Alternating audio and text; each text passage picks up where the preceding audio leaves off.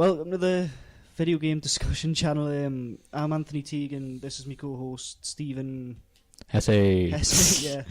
There's some few people listening to that as we could go Hesse. That's kind of my catchphrase now. Yeah. And today we had to talk about games in general. So, what's your opinion on the new game the dungeon genre games? What would you say is your favourite?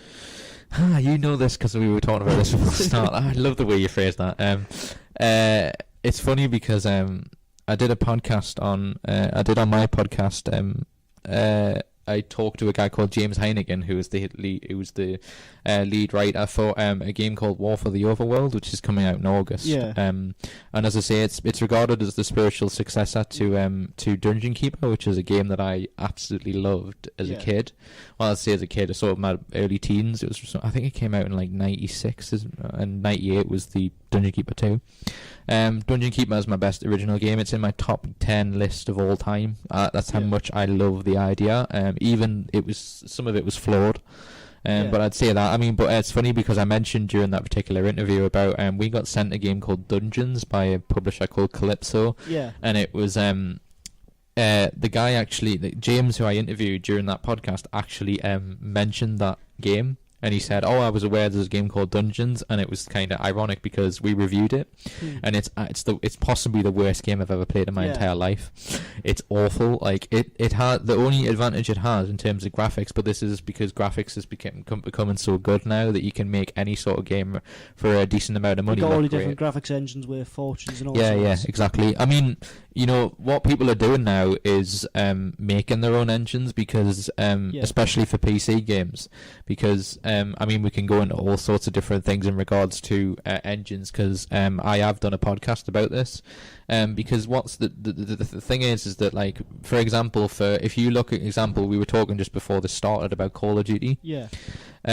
Call of Duty and various other games of that nature, before they started making their own engines, would use the Unreal Engine from the 90s, which was basically all the like Unreal Tournament and. Oh, I've heard of that. Yeah, they actually did, they made an Unreal Engine which basically just had all its different versions that everybody copied and used. Now, because like modern, which is basically a form of making your own game on PC, has very few restrictions, so people are just coming up with their own genre of stuff. And funnily enough, this game War for the Overworld has this thing called Dungeoneers in, which I was talking to James about, and they basically put their own mapping in. I mean, have you ever played Warcraft? World of Warcraft. No, Warcraft beforehand. There was Warcraft 1, 2, and 3. In Warcraft 3, this is what led to World of Warcraft, because it's the same genre, it's the same story. But they basically put a map in from that, and it's basically a rehash of that, and that they put the map in, and it's a map editor, and you can make your own level fairly easily. Yeah. Well, that's the thing with games, like they always do like a remake of this and that. I mean, for example, you've got every single game that you could take a classic and then they remake it, and then you've got the fans going, "Oh, this is a great game, this is a boring game." Everyone's always got a complaint. But for example, with the game you were talking about earlier, in the RPG dungeon genre, I would say a game you probably heard of this as well, either Demon Souls or Dark Souls. Oh yeah. And they're more famous. Dark Souls is good, yeah. Not famous for the gameplay, more famous for. Well, we were talking about this as a game. We were talking about this earlier, as you know.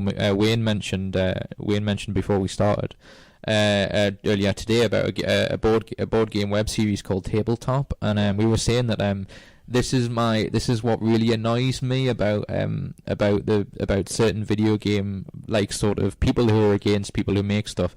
I get the argument of that especially if you're rehashing, if you're actually literally copying something and remaking it. I get people's annoyance. Like, I mean, we're recording this when Tomb Raider's coming out today, which, you know, Tomb Raider's been out forever, and as you said, it's been remade more times than Carry On films or something. I don't know, but it's been remade a lot, and it got really, really terrible. You know, I mean, the last game Tomb Raider game I played was Legends, which was okay, but it's never been as great as the originals were. I mean, but if you go and play the originals now, I mean, they've aged ridiculously badly. I mean, it's like 2D like square heads. I mean, like you see Lara Croft in the original, and she has like a square head and a tiger that does like one move. Yeah. I think like regarded as well like an FMV or like an animated tiger in them days was basically a tiger falling off a rock. That was regarded as supreme animation at the time. Again,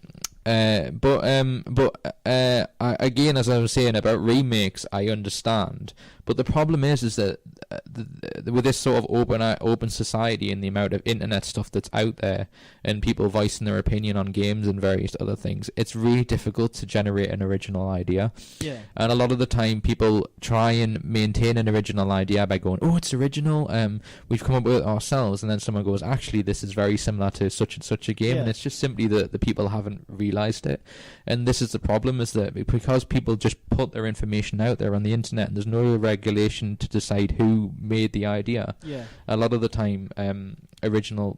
As I say, there isn't really such a thing as an original. Now, the back thing to that is that it shouldn't really therefore be a criticism, because basically just people are coming up with versions of an idea. As I said, with a tabletop web series about board games, you can argue they shouldn't do any board games because basically they've all been influenced by Dungeons and Dragons. Yeah. So you were saying about dungeon games earlier, like everybody nicked off Dungeons and Dragons because that was the first sort of role-playing games were developed by people sitting around a board game dressed as people pretending to be the people around a table. Now that's regarded as ridiculous now, but yet that is ridiculous, yet you go online and pretend to be somebody in a virtual reality. It's the same thing, just with done your differently. virtual avatar and like that kind of thing. It's just done different. It's just a different way of doing it. I mean, I don't know what your opinion on MMORPGs. What do you think? Well, like World of Warcraft, and we were talking about Lord of the Rings Online earlier as well. I haven't really played that many of them, but a question that I've been wanting to ask for Canny Well now is your opinion on the PS4 and the Xbox 720. What would you say your opinion is on them? I think Wayne, who's our producer for this, is kind of shaking his head as in like, I know he's got issues with it, and he probably knows I'm going to be on this for another about half an hour. Again, it's a very long-winded answer because I'm passionate about this industry, so I read an awful lot about this sort of thing, and I recognise it's a long-winded answer because everything's embedded in technology. Yeah. It's embedded in how much technology is made and how it's developed. And the problem we're in now is we as consumers, as in people who buy the technology, we're reaching a point now with Apple and various other things that the problem is that innovation is kind of the forefront of any major sort of gadget that's developed, and the problem with that is that nothing has any time to settle. So you buy the latest phone and within a year and a half it's outdated because they've come up with this brand new way of doing things. My problem with that is nothing's had any time to settle. Having said that, I think the problem with PlayStation's been that I think the PlayStation 3 has had too big of a shelf life. Yeah. And the reason I say that is because some people may go, "Oh, but the PS3 is brilliant" and all this kind of thing. The problem is the PS3 has not evolved, and because that's not evolved, you're getting major and independent publishers not being involved in consoles. So then that leads to the reason why PCs are becoming popular again is because people are going on PCs, and it doesn't take a great amount of computer savvy, as the phrase is, to make your own version of a game you really like. For example, there's a fantastic game that's again's in my top 10 list called Jagged Alliance 2, and that's like a cult game in America. They actually remade it last year, and it wasn't that great, but someone made a mod version of the original where they basically upgraded it with loads of these weapons and stuff. The game was pretty much the same, and they increased the difficulty like twice, so it was insane mode. And I downloaded it completely for free, and it basically upgrades the game for you with like up-to-date weapons and kind of gets rid of all the glitches and stuff, and it makes the game 10 times better. See, that's a problem with PC games and PS3 games and Xbox 360 games. This is what I want to know, and this is what they should do for the PS3 and the Xbox. Mm-hmm. With PC, you can get your mods and everything for your games, but you can't get them for the PS3 or the Xbox because there's not enough memory. It's not just memory. Software. Well, it is that. It is that. And yeah, and the software is not as compatible as PC. You're right. You're absolutely right to say that. The problem is, and we were talking about this before the start, and I know I'm probably going to upset somebody from EA, but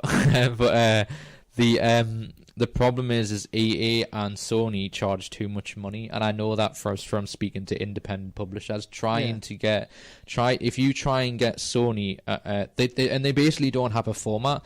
The only reason the Journey was successful was because it was obviously it was a phenomenal game, but it was it was promoted within it. So it's not like an independent publisher, because if you talk to an independent publisher, like I have several times, I know several of them, and if you talk to them individually, they spend no money on marketing because it literally costs too much. Yeah. And this is the advantage that all major companies have, because they spend an absolute fortune. Like, it's a bit like my argument for James Bond and Skyfall at the minute, because Skyfall is a great film, but I argue that the reason it was so brilliant is because, regarded as so brilliant and got all the recognition, is because the ad campaign for about 2 months, it was everywhere.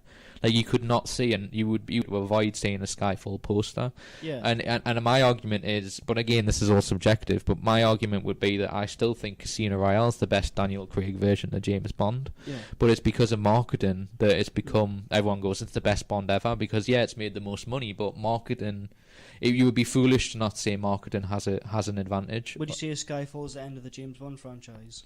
No, I think I think he's scheduled to do another couple or more. So I haven't seen it before, but one of my friends told us that he actually dies at the end of it.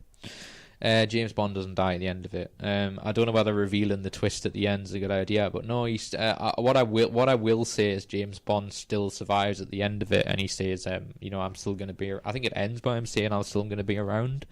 But somebody major dies in the film, so if anyone's not seen it, I'll not spoil it by revealing that. But it kind of makes sense who it is, though. That's all I'll say. And I think that twist has kind of been sort of over egged, because as I say, if you've watched them like since the Pierce Brosnan era in particular, which may give a clue at who dies in it, that it kind of makes sense for this particular person in real life. In real life, it kind of makes sense that this person wouldn't be involved in it anymore because do other things. Yeah. But anyway, this isn't video game related. But as I was saying, let's talk about the James Bond video games, 007 Legends. Yeah, they did one. Was it a couple of years ago? Was it for the Wii? It was Bloodstone. I think it was just for Wii. No, it was for Xbox. And well, you get it for all of them. Because Josh Stone was Stone had a part in it. I remember that, and Daniel Craig lent his likeness. I don't know whether he did the voice for it. He might have done, but that was a completely. You see what I liked about that? I know I got told, I've never played it, but I got told it was all right. Because I bought Quantum of Solace. I have that for PS3. And that wasn't great. It was all right, because it's kind of like I fall into the trap of, well, it's James Bond. It's like was it World Is Not Enough or something? I don't know what the game of that, but it was some shooter for the PS2 with James Brosnan, with PS Brosnan in, and that was an all right shooter. So I kind of fall into the trap of, because it's James Bond, I'll buy it. But the best one for me is which is the ultimate classic, is GoldenEye for the N64. That was just genius, and that was the best James Bond. I don't really think they're going to make anyone better than that, really. Yeah. But I've heard Bloodstone. But what I was saying, as I'd half finished my thought there, was I was saying that Bloodstone. What was great about Bloodstone was it was an original story, so it was completely separate to anything that was James Bond related. And see, this is what I think they should be doing, because if you look at James Bond, and if they're going to start making their own stories like they have been doing recently with Skyfall, and these aren't Ian Fleming novels, why don't they do that? Why don't they keep, it's like churning out novels and doing remakes of Casino Royale, which happens to be my favourite novel out of the whole thing.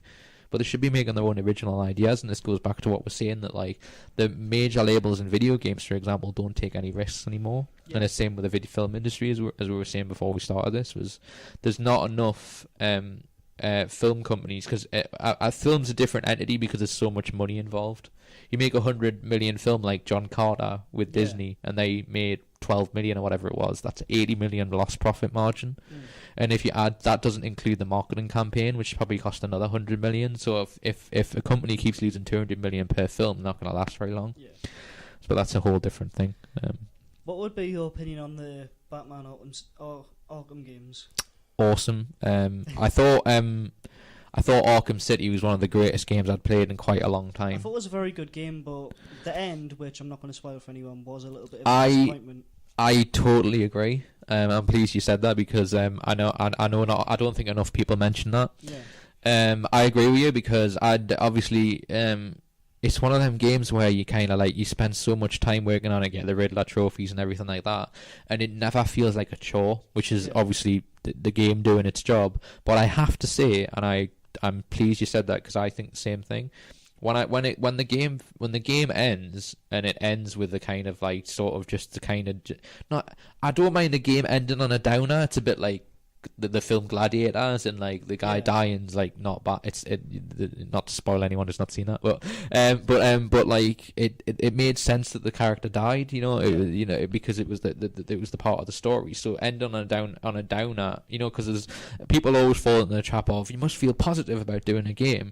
It's just about a journey, to paraphrase Journey that we said earlier. If you don't know, I don't know if you've ever played that, but you could play Journey 20 different times and get 20 different endings, and it's all about the experience of playing it. So I think with but again with Arkham City, I totally agree with you. When I remember thinking the ending going, and then you were still able to play the game after. I don't know if you did that, but I did that. There's a couple of Riddler trophies I didn't get. Riddler trophies I didn't get. So I ended up once the ending of the story ends, and you can go to become Catwoman again and go around and do other things. I just thought. But again, maybe it's my just thing about. I occasionally like linear storylines. I know sometimes they're terribly done, and I always think of. Are we ever a Final Fantasy player? Not really. Well, there's a joke in Final Fantasy. Final Fantasy fans always do jokes where and it's similar for a lot of games. So I can pretty much guarantee you've come across a game that does this. Do you ever get the games where you get a pop-up window with speech and it says yes or no, and you press no, and then they go, "I think you mean yes." Yeah. It's so it implies that there's a choice when really they haven't spent enough time doing no. It's when you play a game like Heavy Rain where every action you do has a consequence, then you realise how brilliant, how much attention to detail that requires. But in the 90s, it was just a simple case of even the smallest thing can ruin the story. But which is obviously amazing, and I quite like these games. I remember, for some reason I'm thinking of Dragon Age. I quite like the Dragon Age games, and I played Dragon Age. They're very interesting games. Well, I mean, you played both? Yeah. Basically, throughout this whole show, we'll probably be moving towards all different genres of the games. Mm-hmm. But moving on from that, one game series that I don't know your opinion on. It's a classic game, and anyone that's watching probably have a very good opinion on it. The Metal Gear Solid franchise.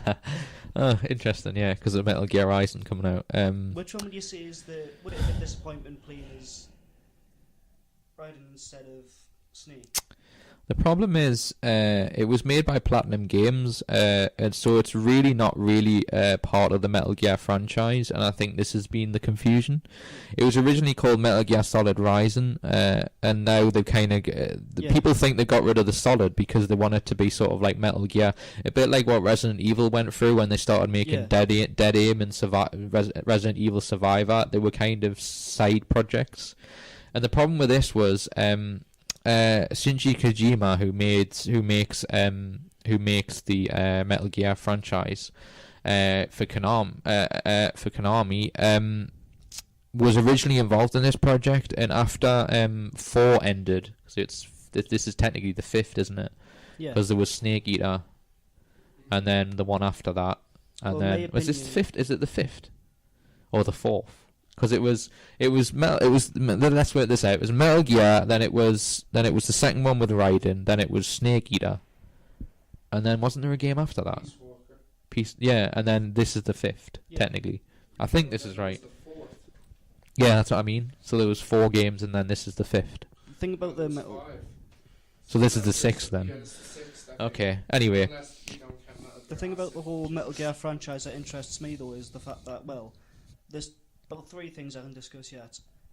Raiden, I'll admit, he is a good character, but as described in Metal Gear Solid 2, he's not really that good of a character. But Snake himself is a very good character, and then replacing him with Raiden in Rising, it's just a disappointment because... But I think as I was getting to, I think your disappointment is misunderstood. But it's a stealth game and it's making it into an action game. And it's hack and slash. It's not even anything in relation to Metal Gear. But what I was getting at was what people don't realize because they haven't promoted that this is what's happened. Is, as I said, Shinji Kojima, who makes the game, makes the Metal Gear franchise, and is a genius. Was originally came up with this idea because they wanted to do a story between 2 and 4 because the third one was Snake Eater, which was a prequel. So they wanted to make things really complicated. They wanted to make Metal Gear 3 like as Metal Gear 6, so it was like to fill in the gap, as it were. So they had this they'd made an original idea which was nothing like what this Metal Gear Rising ended up, and then Kojima basically said, I don't like this idea. And then Platinum Games came along. I can't for the life of me remember what they do. I bet it's something really good that I've completely forgot. But they came along, who are really good game developers, and they said, well, actually, we really like Raiden, and we want to do a story based on Raiden. So Kojima and Konami basically let them have the rights to use Metal Gear franchise for the first time.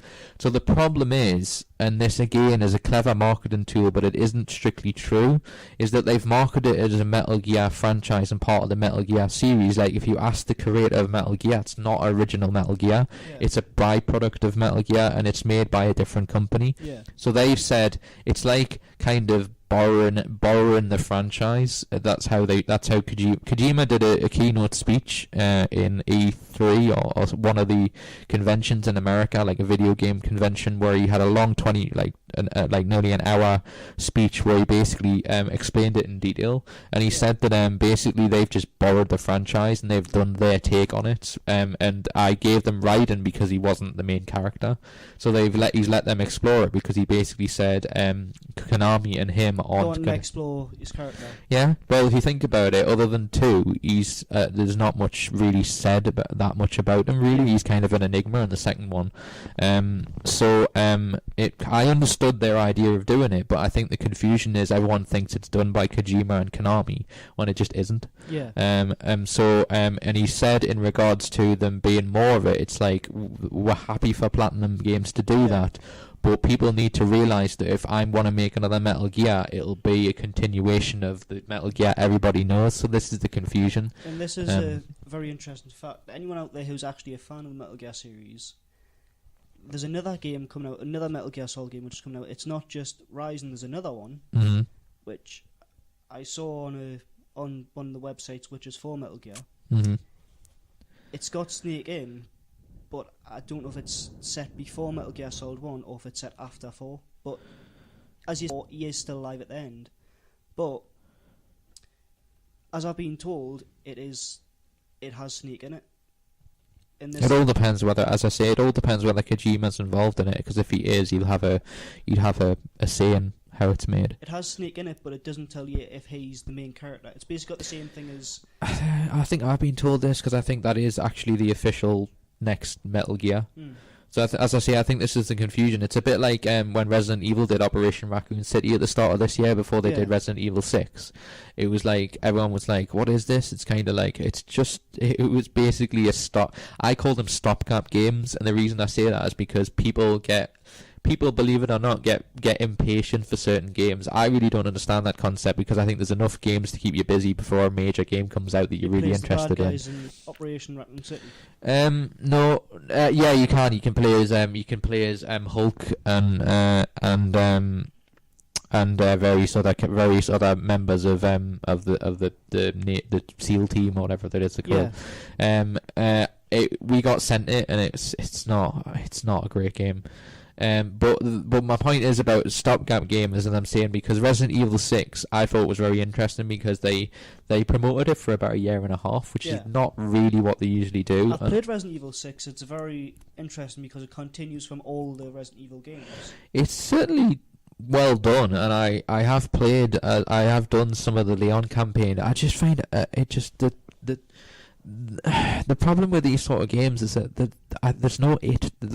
For whatever reason, they haven't got the it factor anymore. Like, as in the factor that is really, really hard to generate. Like, it just happens, and what everybody searches for. Because there's just several Resident Evils that have missed that. And really, it's only really been 2 and 4 that have had that, as in a game where you kind of go, that's an instant classic. Yeah. And I think just 6. I think when they went to 3 campaigns and having 3 different people in, I think they're really into this arcade aspect of doing Resident Evil, and I'm not fond of it. So I think that's my sort of trepidation with 6. Is like the idea of stopping a game and like you do a level and you stop and then you start again. To me, what was great about Resident Evil was it was a continuation. There was never any pauses. You just saved the game and then you went back on and continued. And I just think that element, I don't think they realised how important that was. But again, if you want a practical answer to that, the practical answer is because in the Japanese market they much prefer that type of game. So really, we're going to be said by the Japanese market, because when they asked them, they went, "Oh, we want a version of Resident Evil 5 because they love horror." To Resident, so they want it like that. So really, us guys in the West don't really have a say in it, which is unfortunate. Speaking of arcade games, there's one game. My era, yay! The franchise I want to bring up the Mortal Kombat franchise. All right, yeah. What would you say? The older ones are better than the new ones, or would you prefer the older ones to the new ones? Again, it's very subjective. It's funny because I watched a series on the web by a girl called Felicia Day, who's a great web developer. She's the one who made the Guild that I told you about earlier. And she does this series where she goes back to just like a 10-minute videos of her doing various things and answering questions and that. And she's going for a stage at the minute of she does classic retro games from the 90s. And the reason she does that is she said that her family were too poor to have any consoles growing up, so she wanted to know what it was like to have them games, because she's around 30, so she's roughly my brother's age. So me and my brother grew up playing the Mega Drive. That was my first game. Well, actually, my first. I played a bit of Commodore 64, which you're probably too young to know, and an Amstrad, which was the Alan Sugar invention. You know, Alan Sugar from The Apprentice. Amstrad, yeah. You just played fruit machines and various things on it. It was very limited in it, you used it more for typewriting. It was one of the first sort of like Microsoft Word. I had a Nintendo 64 myself. But what I was getting at was, so just to finish my thought, was that she got to play all the Streets of Rage stuff, and she went, God, how can anyone like these games? But then our brother pointed out, but that's a subjective thing to say, and you've got hindsight as an advantage, because games now have become so brilliant. And but the thing is, if you ask someone, like if we had a time machine and went back to me playing like Toe Jam and Earl, Streets of Rage, Mortal Kombat, Golden Axe, Striker, Zero Wing, and all these really old Castlevania and all these really old like Mega Drive games, and Die Hard trilogy and all these sort of games. And if you had a time machine and went back to me and went, "Oh, this is what you'll be playing in 15 years' time," I probably wouldn't have believed you. Yeah. So my answer to the Mortal Kombat question that you said, the reason I mentioned all that is because it's like. It depends who you ask. Like, if you asked me, I love the original and the original is really significant in the video game industry, because that's. Do you have a favourite character? Ooh, Sub-Zero. I think I've always liked Sub-Zero. I like Raiden as well, because I love the fact that Raiden. It kind of irritated me that they made him a playable character, because I thought Raiden was so was so important in the story that I think he should have been like an unlocked character. So when they started putting him in as in a playable character, I didn't particularly like that. Sub-Zero, but what disappoints me is, well, it's not a disappointment, but in the remake of Mortal Kombat, the new one, they turn him into Cyber Sub-Zero, which is a little bit of a letdown. Yeah, I mean, I like the new Mortal Kombat. I have played it, and I like the story mode where you get to do different characters. I thought that was quite a nice sort of way of doing it. Kill off too many important characters. Yeah, that's what I was getting to. But I really wanted to just finish the answer I did before, because what I was going to say was, as I say, I like the original Mortal Kombat, but the thing is, it's like the people's criticism, again, this is a huge franchise that's been around forever. And as I said, the first one's really important because because of the blood and gore and the fact that there wasn't any age limit in video games is the reason why we have video game limits now. So the reason you have an 18 is because of the original Mortal Kombat, because there was no regulation. Yeah. So that in that sense, even if you're not a fan of Mortal Kombat, in terms of parents and kids and looking after what kids should be playing, you've got to thank them subliminally, even if you hated it to begin with, because that's the reason it happened. But I liked my favourite Mortal Kombat of the original, so if you paraphrase them and I do 90s to, like, say, 2000 ones now, my favourite Mortal Kombat's 3, because it was like Ultimate Mortal Kombat. You could play anyone. You could play loads of different characters like Smoke and Cyrax and... you get a increasingly... Cabal. I liked Cabal. Cabal was quite cool. And Nightwolf. Actually, I would say my underpinning character that doesn't get enough mentions, Nightwolf. Yeah. And I was really pleased that there was a web series called Mortal Kombat Legacy, I think was the name of the web series, and there was a cameo by Nightwolf in it, and I was overjoyed because I do like Nightwolf. But yeah, in terms of the new ones, I've bought most of them again. It's a franchise I really like. Well, you see your favourite character as Sub-Zero. Yeah. My favourite's Scorpion. You like Scorpion? Fair enough. So, because do you know Ed Boon does Scorpion? The guy who created it. He's the Scorpion voice. Yeah, I knew that. Because I think that's quite. I always think that's quite cool, and I think it's his particular favourite. Interesting character, but in all games you have your good, your evil, but as it turns out, Scorpion's not good or evil. He's neutral. I always liked the Scorpion Sub-Zero subplot of basically Sub-Zero was accused of killing, or Scorpion was accused of killing Sub-Zero's family, I think is the story. It's been a while since I played it. The story is basically, I think it's, well, that's what I've learned is... In the new one, anyway, that's what they were talking about. In the new one, supposedly Sub-Zero's killed Scorpion's family. That's sorry, that one. That's the way around, yeah. But he's forgave him for it, and then... yeah, if you play the story, that's what happens. Obviously, Quan Chi comes down and tricks him into killing him. But then you get a new Sub-Zero. Yeah, that's right. That's right, because the original Sub-Zero... Yeah, that's right, yeah. Because it's funny because have you ever... I mean, I know you might be too young, but have you seen the films? Yeah.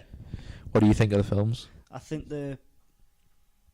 Please don't tell me you like the second one. The second one's awful. They're okay, but... Yeah.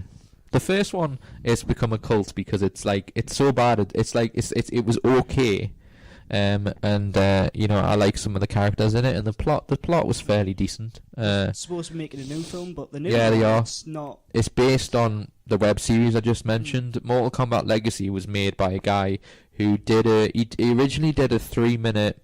It's amazing you keep coming up with stuff you keep mentioning things that I know a lot about. The guy who did this Mortal Kombat, I forget his name.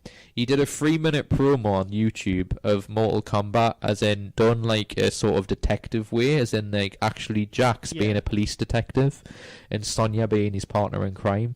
And there's a 3-minute thing that he did, or maybe a bit longer than that, where Jax and Sonya come in. Sonya's played by Jerry Ryan, who was 7 and 9 in Star Trek Voyager, and they have just arrested Johnny Cage, and you don't recognise it's Johnny Cage until they open the file and it's got Johnny Cage's history written on it, which is awesome. And anyway, so this became a viral thing. Like, I don't even think you actually promoted it. It just became a hit and everyone watched it. Yeah.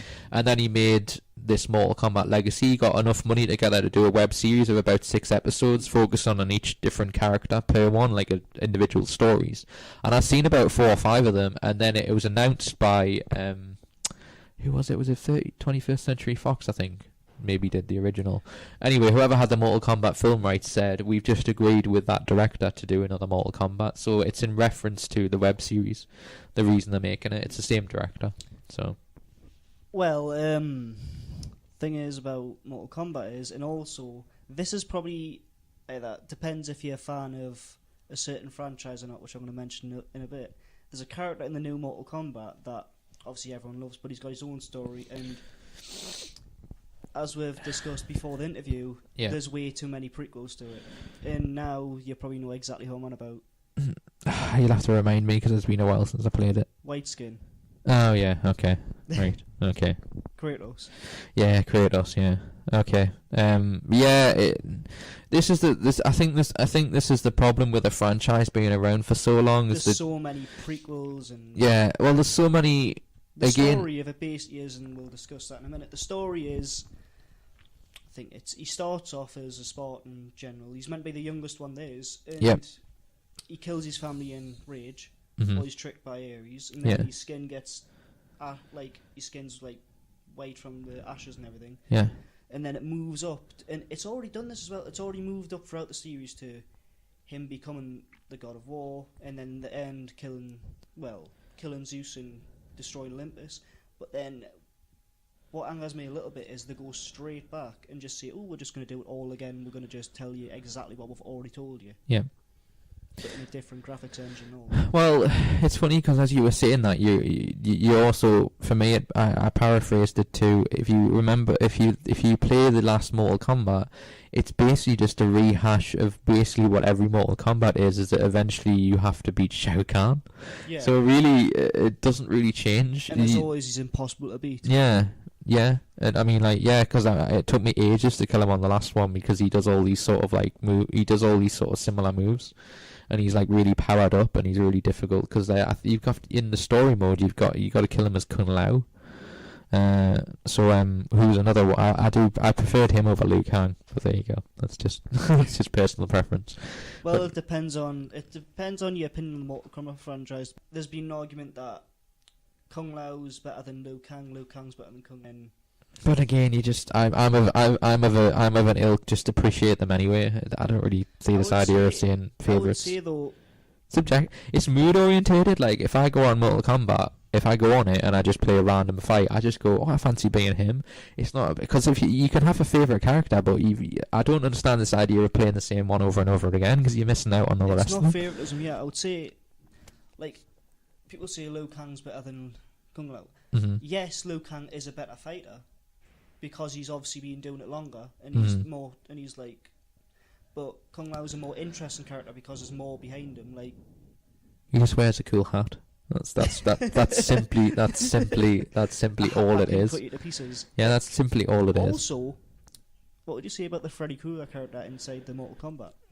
And wasn't Krakos on it as well from God of War? Yeah, but Freddy Krueger. I don't know. I think it's fun. I think it's just fun. I think it's fun. I don't really think people should be so... Because I know Krakos being in it from God of War had a lot of criticism. Because they were like, well, what's the point in that? You may as well just do... Because then that's leading to sort of like when, Marvel versus DC kind of DC Universe games, of like having just a bunch of characters together. What would your opinion be if, with the Freddy character, if they started making Friday the 13th games or Nightmare on Elm Street games? What would your opinion be? Not really my cup of tea. I've never really liked that sort of franchise, so I'm not really bothered. My ilk is of games that I'm not that fun, I'm not that sort of into. I just, again, it's just my integrity as a fan of video games. Yeah. As long as they make a game that's good and it's true to what they want to do, then by all means make it. But again, the problem with such an established franchise like Freddy Krueger and Nightmare on Elm Street is that it's very easy to make just a standard box game of like we'll buy it for the sake it has Freddy Krueger's name on it. Yeah. So if somebody independently makes something and it's a great game, even if I don't like it, I'll appreciate it for its video game Speaking quality. of independently making games, yes. Mm-hmm. What would you say about the new Steam console? What can you tell about that? Oh, you mean the Steam box? Yeah. This is something in relation to what PS4 and that are doing, and it's in relation to Unlike PS4 and Xbox 720, is there any actual pictures, rumours, like any actual solid information on it? Well, they've announced it, and I believe you can read articles about Steam, as in Valve, who make it, did a conference about it where they basically said their views on it and various other things. So you can find information about it if you look hard enough, because they're wanting to promote it because Steam in particular I'm a huge fan of, because Valve in particular. For those that don't know, Gabe, who is the founder of Valve, is a fantastic owner of a company, because their company, even though they turn over millions and millions of dollars, they run on a no order structure, as in a no power structure, as in, see, so for example, if us three sitting in this room now worked for Valve, we'd all have the same say, regardless, and we will be all on the same amount of money. So there is no, like, so if I was the programmer and you were the writer and you said, well, I think you should do the creature that way, other than my title of what it is that my job is to do, but there's no real like sort of like I can't turn to you and go, well, I'm above you, you can't say that, that's ridiculous. Because, Valve works on that premise. Because then I can say, well, I write the story, so yeah, I think this character should be like this. No, but the thing is, it's about mediation. It's about actually having the whole point of being an owner of a video game industry or any company is to inspire creativity. If you're in a creative format, you need to have people within that organization willing to share their ideas and stuff, and you basically promote it and give people credit for the ideas, and not enough companies do that. But anyway, the reason why they're so brilliant is because, as I say, they could be like EA and other companies and not do it that way, but he actively encourages that, and it leads to better productivity, and there's proof of that in what they do. So anyway, with Steam's become the sort of forte for PCs, and especially indie publishers, like you say, have the opportunity to do that on PC, because I play a lot of indie games, and I think there's not much difference to them as the games you play that you spend a fortune on.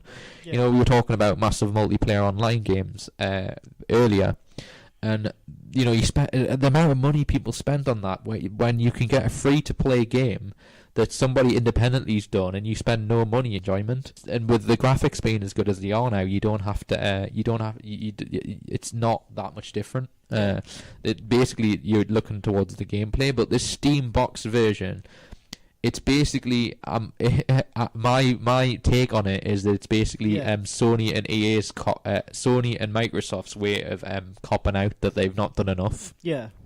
Because they're getting people who have done it for PC to do it on console. So basically, Sony and Microsoft have admitted they don't care. They haven't cared enough about getting, and it's well known, as we said earlier. PS3's problem is that there's not enough independent publishers getting enough say, and the software, as you mentioned, the software is not compatible enough for independent people. Yeah. So that's that. But so hopefully it'll be as good as it sounds. But the way things are with these sort of things, when these two collaborate together with two major companies, it's never as good as it sounds. I'm hoping I'm proved wrong, but it just means that it's a particularly good format for consoles to develop and make really good games. Like you know, like as I say, like imagine Journey and other PC games with modern being done on a console. So you could go on a console and get someone's other version of Call of Duty, because if you think about it now, none of that's done. There's a lot of versions of it. Yeah, but like it's done by EA. Is my point? It's not done by some random guy from Russia. It's done by just the companies. So imagine having somebody where it goes, I've made a Rome Total War version of Call of Duty. I don't know, something really ridiculous. Or I've made Crisis 3. I've changed Crisis 3 into a multi-group thing. It's amazing. Yeah. So yeah, but no, it'll be good, and it hopefully it'll, because they published and I talked about this on one of my podcasts, is the video game industry is in trouble because they announced their profit margins, all the major companies, and Nintendo makes the most profit. They made a loss last year. They lose money, so it's so it goes to show that this is why I think this is the future, as people just basically, you pay for a game to be made, which is a lot better. If you think it's a much better premise, but there you go. Well, this has been a last question. So, I've asked loads of questions. Yeah. Now it's your turn to ask a question. Okay. I suppose. Well, I'm interested to know what you think. Based on what it is that we've talked about, and we've said about independent publishers and major publishers. What would be your hope for the future of video games? Like, where would you like to see it? Where would you like to see it develop to? Well, I would probably like to see it developed as in now you've got all your online, you've got like your good graphics, you've got your consoles. Mm-hmm. I would like it to be like how on PC, like you've got all your mods, you've got like the massive multiplayer. I would like the PS3, the Xbox, them like console generations to have the same capabilities as the PC, because at least that way, then someone can't say, well, PC's better than Xbox, PC's better than this. But I see most of the games in the future, like compared to everything else, it's rapidly growing. The industry's rapidly growing and getting better, and the technology's getting better. I mean, with all the technology there is now, I mean, like, you've got in Star Wars style technology now, you've got all that kind of crap. Yeah. But yeah, in the future, I see it as a very big industry. Mm-hmm. And as I say, I think the way things are going, the one benefit of having an open society in the internet is definitely that you get a chance of making something. There is really no excuse now for not trying to develop an idea. Now even the fan-made games are really getting better. You can get a fan-made game. They could take, I don't know, Uncharted 3. They could take the gameplay from that or the storyline, give it a new storyline, give it like a new character or whatever, something like that, and then turn it all into a brand new game. But that happens with every single game these days, and the ideas. Well, that's because people are growing up in a generation of technology now. It's because you can have, like, you know, my 5-year-old nephew can do most things I can't, which is really frightening for my future. But no, like, I mean, he can do a touchpad and everything. Imagine us being 5 years old and getting it. It's because he's grown up not learning how to do it. In the past, we didn't really have that much technology, but now, from the minute you're born, you're given bloody all sorts of technology. Get a mobile phone to play a game on.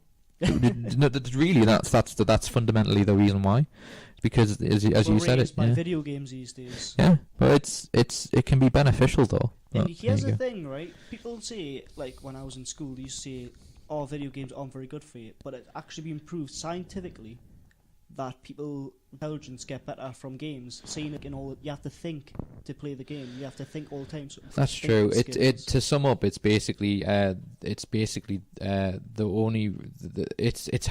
like everything. It's moderation. It's how much you play something.